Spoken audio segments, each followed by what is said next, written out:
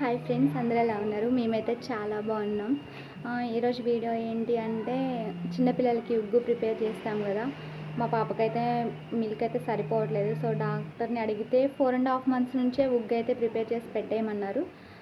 Digestion అనేది సరిగ్గా అయ్యే వాళ్ళకి ప్రాబ్లం ఏమి ఉండదు, పెట్టేసేయండి అని చెప్పి 4.5 months నుంచి అయితే పెట్టేసేయమన్నారు. కానీ మేమైతే అప్పుడు పెట్టలేదు, భయపడి. అంటే అన్నప్రశ్న అవ్వకుండా పెట్టాం కదా. సో ఇప్పుడైతే 5th month ఎండింగ్కి వచ్చేసింది. ఎండింగ్కి వచ్చేసినప్పుడు ఉగ్గు అయితే ప్రిపేర్ చేసి పెట్టేసుకుందామని అయితే అనుకుంటున్నాం. సో ఉగ్గులో ఏమేమి పప్పులు వాడతాం, ఏమేమి హైడ్ చేసాం, ఎందుకు హైడ్ చేసాం అన్నది కూడా మొత్తం చూపిస్తాను, చూడండి. మా పాప కోసం అయితే ఉగ్గు అయితే ప్రిపేర్ చేస్తున్నాం. దానికోసం మేమైతే ఈ బౌల్లో రైస్ తీసేసుకున్నాం. 1 కప్పు రైస్కి ఈ గ్లాస్‌తో 1 గ్లాస్ పప్పు. ఎన్ని పప్పులు వేసుకున్నా సరే ఈ గ్లాస్‌తో 1 గ్లాసు. ఈ కప్పు రైస్‌కి ఈ గ్లాస్ పప్పులనమాట. ఇదైతే కందిపప్పు.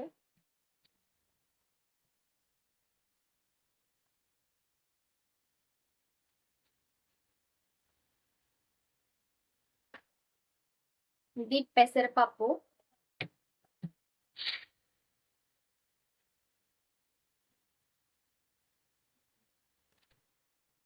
ఇవైతే మినపగుళ్ళనమాట. మినపప్పు కూడా యూజ్ చేసుకోవచ్చు. పట్టిపప్పు ఉంటది కదా, అదైనా యూజ్ చేసుకోవచ్చు. మేమైతే మినపగుళ్ళు యూజ్ చేస్తున్నాం. ఇది కూడా బలానికనమాట, చాలా యూజ్ అవుతది.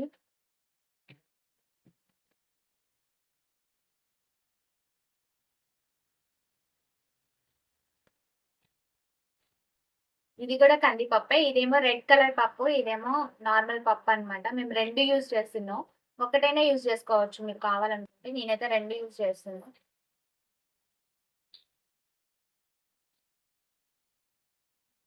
పల్లీలు. ఇవి పల్లీలు కూడా 1 గ్లాస్ యూజ్ చేస్తున్నా నేనైతే. మేమైతే శనగపప్పు యూజ్ చేయట్లేదు. మా బేబీకి శనగపప్పు అయితే పడట్లేదు.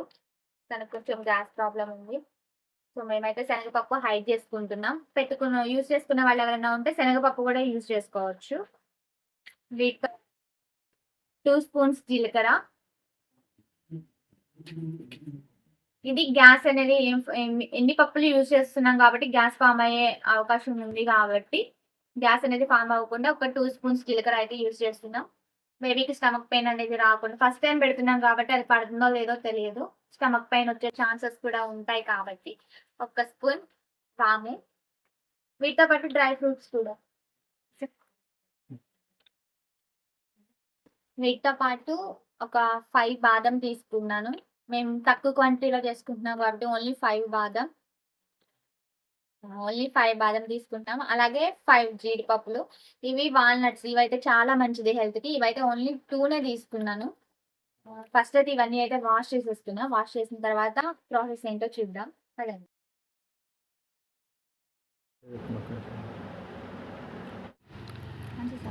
రైస్ అయితే వాటర్లో క్లీన్ చేసుకొని నీట్గా ఆరబెట్టుకోవాలన్నమాట. ఇవైతే మా పొలంలో పండిన రైసే, బయట కొన్నవైతే కాదు. బయట కొన్న రైస్కి అయితే ఎక్కువగా పాలిష్ అవి వేస్తుంటారు కదా, ఇవైతే అలా కాదు, పొలంలో పండిన రైసే. మొత్తం క్లీన్గా వాష్ చేసుకొని అయితే ఒక టవల్ మీద కానీ వేరే ఏదైనా క్లాత్ మీద కానీ ఆరబెట్టేసుకుంటే ఎండలో త్వరగా ఆరిపోతాయి. అలాగే ఈ పప్పులన్నీ కూడా నీట్గా వాష్ చేసుకొని అవి కూడా ఆరబెట్టేసుకోవాలి. విడివిడిగా అయినా వాష్ చేసుకోవచ్చు, అన్ని పప్పులు కలిపైనా కూడా వాష్ చేసుకోవచ్చు. నేనైతే రైస్ వాష్ చేసేసి టవల్ మీద అయితే ఆరబెడుతున్నాను, డాబా పైన ఆరబెడుతున్నాను, త్వరగా ఎండకు ఆరుతాయని. పలుచగా పెట్టేసుకుంటే ఇంకా త్వరగా దాంట్లో ఉన్న వాటర్ అంతా పోయి త్వరగా డ్రై అవుతాయి.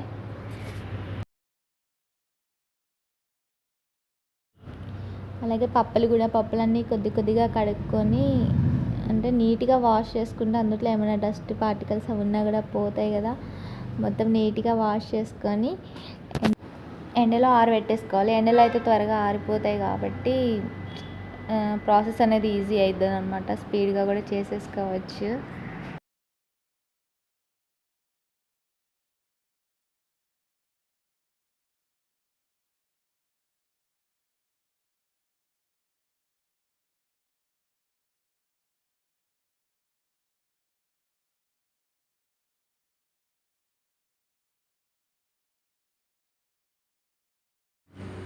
ఇలా వాష్ చేసుకొని వీటిని కూడా పల్చిగా చేసి ఆరబెట్టేసుకుంటే దానిలో ఉన్న మిగతా వాటర్ కంటెంట్ కూడా టవల్ పీల్ చేసుకుంటుంది కాబట్టి త్వరగా డ్రై అవుతాయి. ఒక 10-15 మినిట్స్ వరకు అయితే బాగా ఎండొస్తే మాత్రం 10-15 మినిట్స్లో అయితే డ్రై అయిపోతాయి. డ్రై అయిన తర్వాత ఏం చేయాలి ఏంటి అనేది కూడా చెప్తాను, చూస్తూ ఉండండి.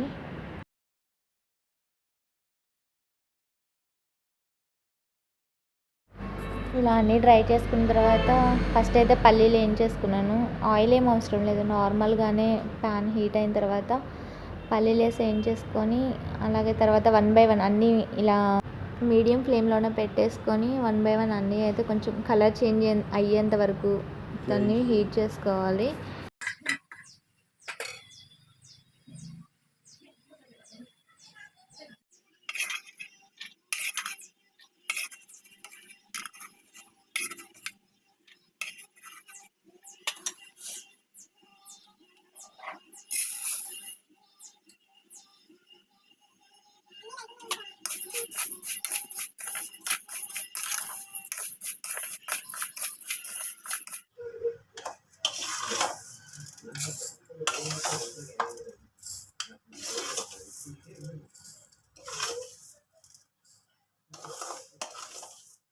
రైస్ కూడా ఇలాగే కొంచెం మీడియం ఫ్లేమ్లో పెట్టి వేయించుకోవాలన్నమాట.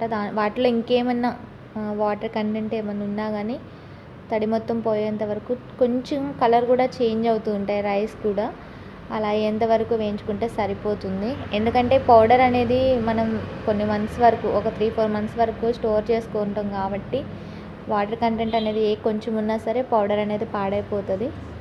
దానికోసం వీటిని అయితే మీడియం ఫ్లేమ్లో పెట్టుకొని వేయించేసుకొని పక్కన పెట్టేసుకొని చల్లార్చుకోవాలి. ఈ పప్పులు కూడా కొద్దిగా వేసుకొని అయితే వేయించేసుకుంటున్నాను. మేము మినపగుళ్ళు వాడాము కాబట్టి కొంచెం అవైతే కొంచెం వెట్టిగానే ఉంటాయి. సో వీటిని కొంచెం కలర్ చేంజ్ అయ్యేంత వరకు వేయించుకోవాలి మీడియం ఫ్లేమ్లోనే. ఎందుకంటే ఏ వంట అయినా సరే మీడియం ఫ్లేమ్లో పెట్టి చేస్తేనే అవనేది ప్రాపర్గా కుక్ అవుతాయి అన్నమాట. దానికోసం మీడియం ఫ్లేమ్లో పెట్టేసుకొని మొత్తం అయితే వేయించేసుకోవాలి.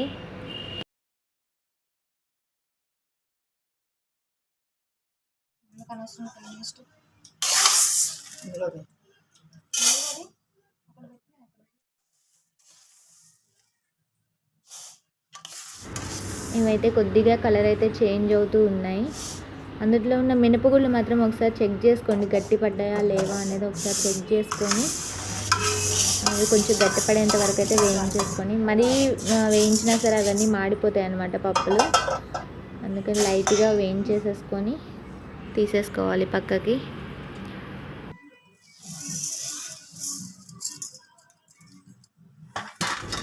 ఇంకా అన్నీ ఫైనల్గా ఒక పెద్ద బౌల్లోకి అయితే తీసేసుకుంటున్నాను. ఇవంతా పప్పు అనమాట. చూసారా కలర్ అయితే చేంజ్ అయిపోయింది మొత్తం. దీనిలోకి మనం ముందే వేయించేసుకున్న రైస్, డ్రై ఫ్రూట్స్ అన్నీ ఉన్నాయి కదా, అన్నీ అయితే యాడ్ చేసేసుకోవాలి.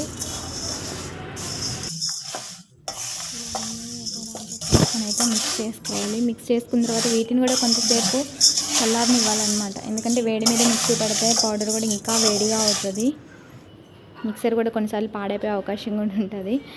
ఇలా చల్లారిన తర్వాత కొద్దిగా అంటే కొంచెం చిన్న మిక్సర్ జార్ ఉంటుంది కదా, చిన్న మిక్సర్ జార్లోకి కొంచెం క్వాంటిటీని తీసేసుకుంటే అవి త్వరగా మెత్తగా అవుతుంది అన్నమాట. పౌడర్ అనేది ఎక్కువ టైం తీసుకోదు. ఇలా తీసుకున్న తర్వాత కంపల్సరీ జల్లెడ వేయాలి. ఎందుకంటే వీళ్ళకి ఫస్ట్ టైం పెడుతుంది కాబట్టి వాళ్ళకి చాలా సాఫ్ట్గా ఉండాలి పౌడర్ అనేది. ఈ జల్లెడ వేయకపోతే ఏమవుతుందంటే కొంచెం నూకలా వస్తుంది కదా, నూకలా వస్తుంది, వాళ్ళు తినడానికి కూడా ఇబ్బంది పడతారు. వాళ్ళకి కొంచెం ఒక 7 months 8 months వచ్చిన తర్వాతకి దాన్ని అలా డైరెక్ట్గా అయినా పెట్టేసేయచ్చు. మా మమ్మీ అయితే ఇక్కడ నాకు హెల్ప్ చేస్తున్నారు, జల్లెడేస్తున్నారు. జల్లెడేసిన తర్వాత పౌడర్ అనేది చాలా ఫైన్ పౌడర్ వచ్చింది. ఇలా మొత్తానికి అంతా పట్టేసుకున్న తర్వాత ఈ వచ్చిన పౌడర్ని కూడా కొంతసేపు చల్లారనివ్వాలన్నమాట. డైరెక్ట్గా అలా వేడి మీద వేరే జార్లోకి ట్రాన్స్ఫర్ చేయడం కంటే కొంచెం చల్లారిన తర్వాతకి ఒక ఎయిర్ టైట్ కంటైనర్, అది ఏదైనా సరే తీసుకొని దానిలోకి ట్రాన్స్ఫర్ చేసుకుంటే ఈజీగా ఒక 3-4 months అయితే స్టోర్ ఉంటుంది. అది మేమైతే తక్కువ క్వాంటిటీనే చేసాం కాబట్టి అసలు పడుతుందా లేదా తెలియకుండా ఎక్కువ క్వాంటిటీలో చేసినా వేస్ట్ అయిపోతుంది కదా. సో అందుకే మేము తక్కువ క్వాంటిటీలో అయితే చేసుకున్నాం. ఇలా నేనైతే ఒక కంటైనర్లోకి అయితే ట్రాన్స్ఫర్ చేసుకుంటున్నారు. సో ఇదైతే మొత్తానికి ఈ వీడియో అయితే ఇది. మీకు కానీ ఈ వీడియో నచ్చినట్లయితే ప్లీజ్ షేర్ చేయండి, కామెంట్ చేయండి, సబ్స్క్రైబ్ కూడా చేసుకోండి. అంతకన్నా ముందుగా ఒక లైక్ ఇచ్చేసుకోండి. మొత్తానికి మేమైతే ఇలా